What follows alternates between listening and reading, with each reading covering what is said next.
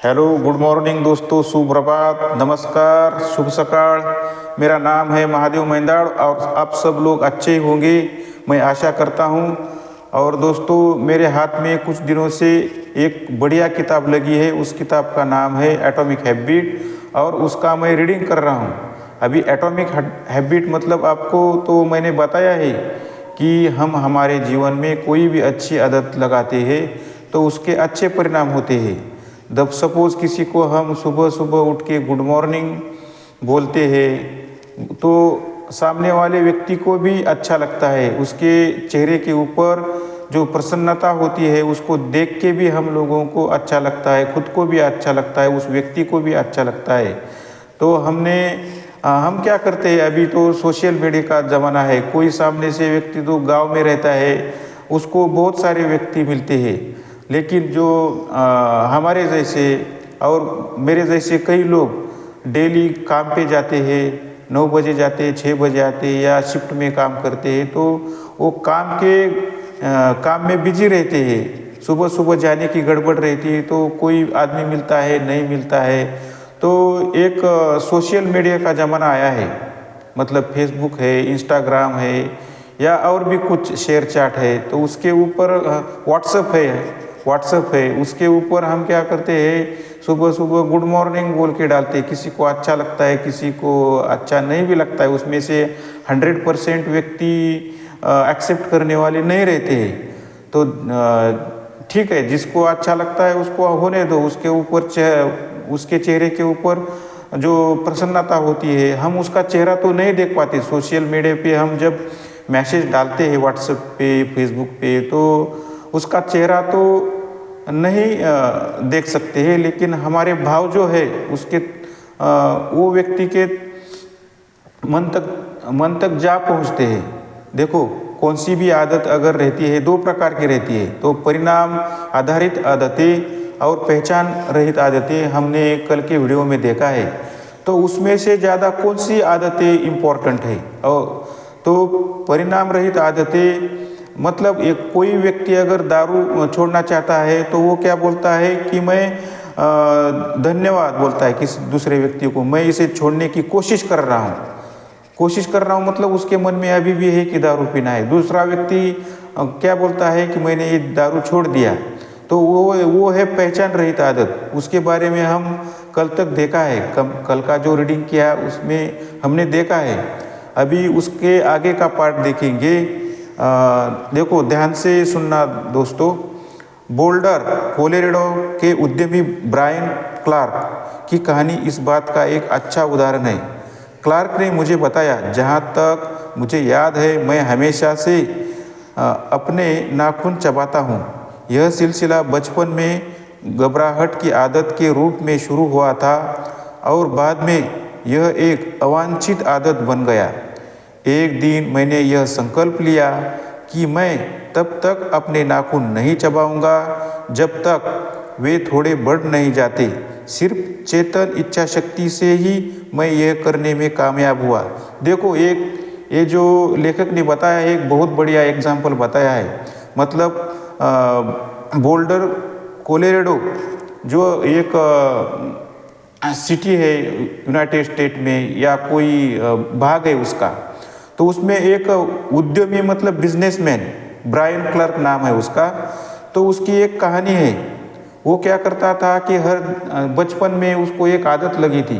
कोई भी बच्चे को बचपन में आदत लगती है, अगर कोई डांटता है तो उंगलियां हाथ मुंह में डालता है। तो इसको भी नाखून चबाने की आदत लग गई थी और वही आदत उसको कंटिन्यू, वो बड़ा भी हो गया तो उसको वो आदत लग गई।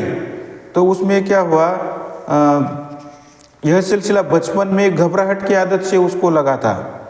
तो उसने क्या किया कि उसने संकल्प क्या किया कि मेरा अगर नाखून अभी मैं काटूंगा और जब तक वो बड़ा नहीं होता है, मतलब एक स्पेसिफिक थोड़ा सा बड़ा नहीं होता है, तब तक मैं उसको चबाऊंगा नहीं। तो वो वेट कर रहा था, उसकी राह देख रहा था कि मैं इतना बड़ा होने के बाद ही काटूंगा।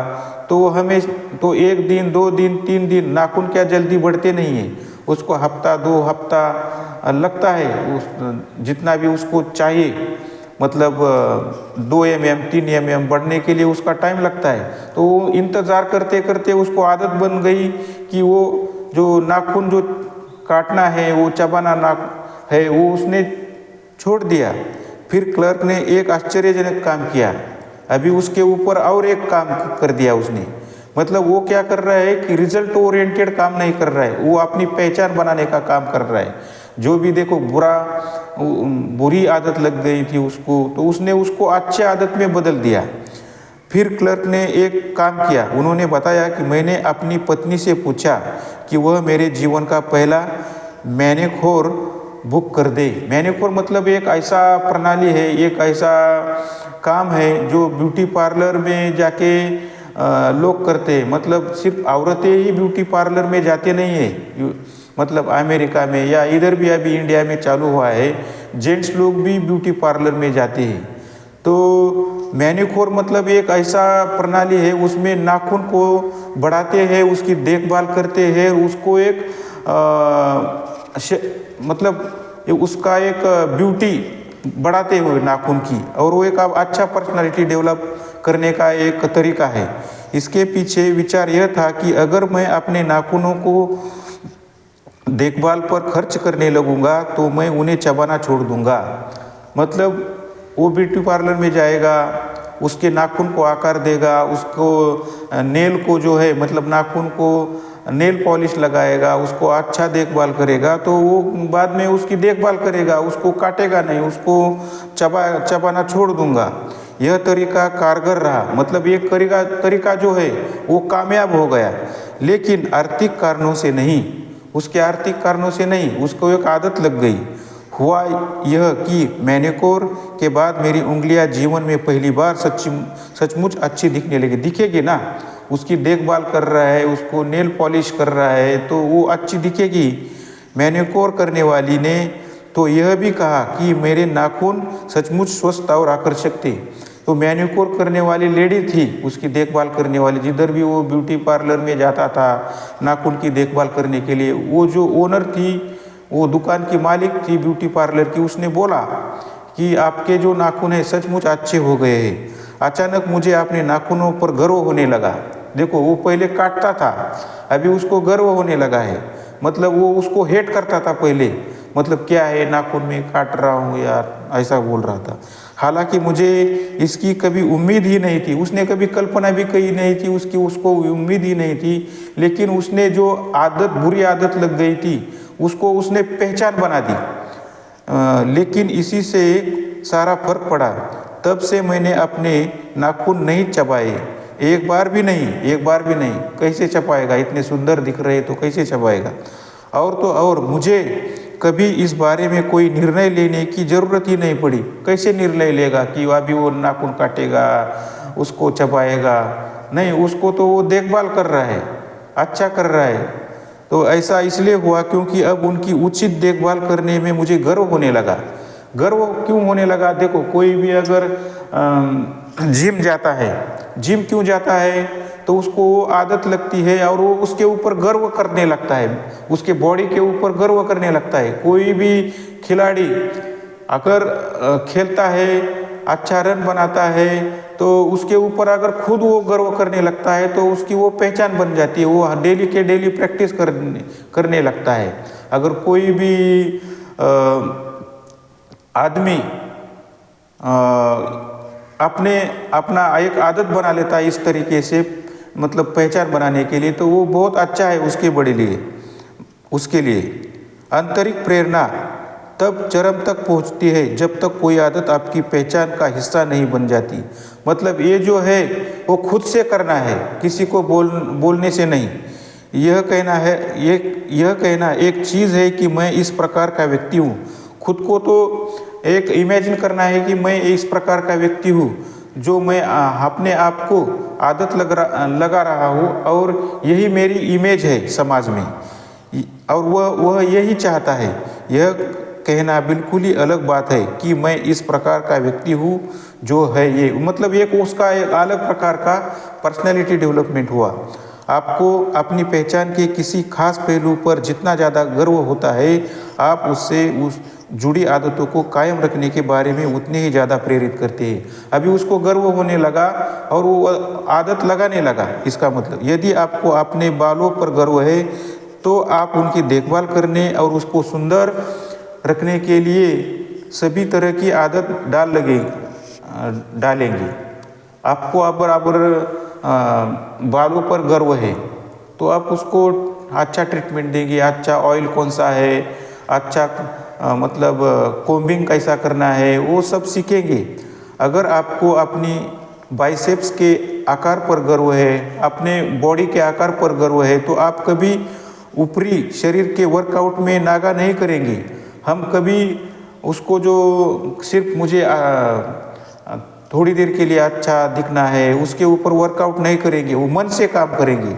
अगर आपको अपने बने हुए स्कार्फ पर गर्व है, अगर स्कार्फ बनाते हैं हम, मतलब पहनने के लिए एक स्कार्फ रहता है, वो घर में बुना जाता है, अगर उसके ऊपर गर्व है तो हम नेचुरली क्या करेंगे, तो संभवतः बोला है इधर, नेचुरली आप क्या करेंगे, हर हफ्ता कई घंटों तक बुनाई करेंगे। मतलब हम उसको घर बैठे ही बुनाई करते रहेंगे, डिफरेंट टाइप के स्कार्फ बनाएंगे। जब आपका गर्व शामिल हो जाता है, जब आपको गर्व शामिल होता है, जिम जाना है, अच्छी बॉडी बन रही है, तो अच्छा गर्व महसूस हो रहा है, तो हम अपनी आदतों को कायम रखने के लिए एड़ी चोटी को जोर लगा देंगे, मतलब अच्छा ही करेंगे, जी जान लगाएंगे। व्यवहार का सच्चा परिवर्तन पहचान का परिवर्तन होता है। हम जो परिवर्तन करते हैं, जो अच्छा व्यवहार करते हैं, तो उसका एक परमानेंटली हम इफेक्ट करते हैं उसको। अच्छा, वो हो सकता है कि आप उत्प्रेरक या प्रेरणा की वजह से किसी आदत को शुरू कर दे, लेकिन आप उसे सिर्फ तभी कायम रख सकते हैं जब यह आपकी पहचान का हिस्सा बन जाती है। शुरू में हम एक्साइटेडली होके कोई भी काम करते हैं और उसको छोड़ देते हैं। अगर हमारी वो पहचान बन जाती है तो हम उसे कायम रखते हैं।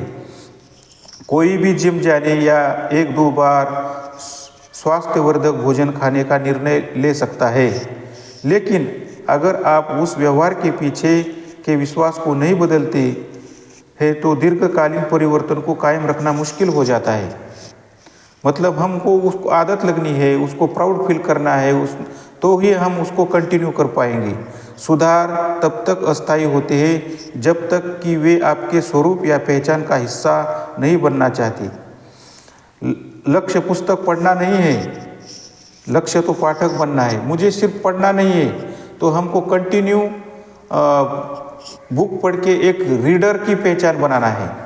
लक्ष्य मैराथन दौड़ना नहीं है, मैराथन में दौड़ना नहीं है, मतलब खाली दौड़ रहे बिना किसी मकसद के, ऐसा नहीं है। तो लक्ष्य तो धावक बनना है।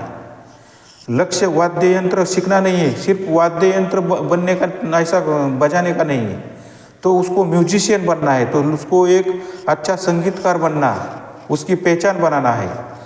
आपके व्यवहार आमतौर पर आपकी पहचान की झलक होते हैं। आप जो करते हैं वह बता देता है कि आप खुद को किस तरह का व्यक्ति मानते हैं, या तो चेतन रूप से या फिर गैर चेतन रूप से। शोध से पता चलता है कि जब कोई व्यक्ति अपनी पहचान के किस खास पहलू में विश्वास करता है तो इस बात की ज़्यादा संभावना रहती है कि वह उस विश्वास के सामंजस्य में काम करेगा। मिसाल के तौर पर, जो लोग खुद को वोटर मानते हैं उनके उन लोगों से वोट देने की ज़्यादा संभावना है जिन्होंने दावा किया है कि वोट डालना एक ऐसा काम है जिसे वे करना चाहते हैं। इस तरह जो व्यक्ति व्यायाम को अपनी पहचान में शामिल करता है उसे व्यायाम करने के लिए ज़्यादा कोशिश नहीं करनी पड़ती। सही काम करना आसान होता है जब आपका व्यवहार और आपकी पहचान पूरे सामंजस्य में हो। यही बताया मैंने, जो बताया पहले वही बताया है कि हम अगर कौन सी भी आदत उसकी व्यवहार में डालते हैं, आपकी पहचान बनाते हैं, तो हम उसको कायम रखते हैं। डिफरेंट टाइप का, अलग अलग प्रकार का इधर एग्जाम्पल दिया है। तो आप व्यवहार बदलने की पुरजोर कोशिश करते हैं। हम अगर कौन सी भी आदत डालते हैं, हमको अगर पहचान बनानी है तो हम एकदम पूरी तरह 100% उसके ओर खींचते जाते हैं, कोशिश करते हैं। तो आप तो सिर्फ उस व्यक्ति की तरह काम करते हैं जो आप खुद को पहले से ही मानते हैं। हम अगर ऐसा काम नहीं करते, सिर्फ खाली कोशिश ही करते हैं, तो हम कामयाब नहीं हो सकते। आदत डालने के सभी पहलुओं की तरह ही एक भी दूसरी धार व तलवार है। आदत डालने के सभी पहलुओं की तरह ही यह भी एक दुधारी तलवार है। जब पहचान में परिवर्तन आपको पक्ष में काम करती है तो यह आत्मसुधार की प्रबल शक्ति बन जाता है, लेकिन जब पहचान में परिवर्तन आपके खिलाफ काम करता है तो यह अभिशाप बन जाता है। जब कोई पहचान आत्मसात कर लेते हैं तो आप उसके प्रति समर्पित हो जाते हैं और इसका प्रभाव परिवर्तन को योग्यता पर पड़ता है। कई लोग जीवन भर ज्ञान शून्य खुमारी में रहते हैं और अपनी पहचान से जुड़े विश्वासों का अंधाकरण करते हैं। दिशाओं के मामले में मैं बहुत बुरा हूँ ऐसा खुद को समझते हैं, खुद को ही मानते हैं तो कैसे होगा। मैं सुबह उठने वाला व्यक्ति नहीं हूँ ऐसा बोलते हैं तो कैसे आदत पड़ेगी। मैं लोगों के नाम याद रखने में बुरा हूँ, ये खुद को ही बोल रहे हैं। मैं हमेशा देर से जाता हूँ, मैं टेक्नोलॉजी में अच्छा नहीं हूँ, मैं गणित में बहुत खराब हूँ, ऐसा खुद को बोलना गलत है। अगर पहले से हम ऐसा बोल रहे हैं तो आदत कैसे डालेंगे। और ऐसे हज़ारों चीज़ें हम अपने आप को बोलते हैं। तो अपने आप को तो पहले अच्छा बोलना है, उसके बाद अच्छी आदत लगेगी। तो भाइयों, जो भी मैंने अभी तक वीडियो बनाया है, अभी मैं जब रीडिंग करता हूँ तो मेरे से कोई मिस्टेक हो सकती है रीडिंग करने में या बताने में, तो माफ़ कर देना भाइयों। अगर आपको मार्केट में ये कॉपी मिलती है तो बहुत बढ़िया है, नहीं तो ऑनलाइन में भी आप फ्लिपकार्ट या अमेज़ॉन से मंगा सकते हो और घर में इसका डेली 1-2 पेज या आपके बुद्धि के अनुसार पढ़ाई करके आप ये किताब का अपनी लाइफ में अच्छा इम्प्लीमेंटेशन कर सकते हो। तो जय हिंद, जय भारत दोस्तों, कल फिर मिलेंगे। ठीक है, थैंक यू।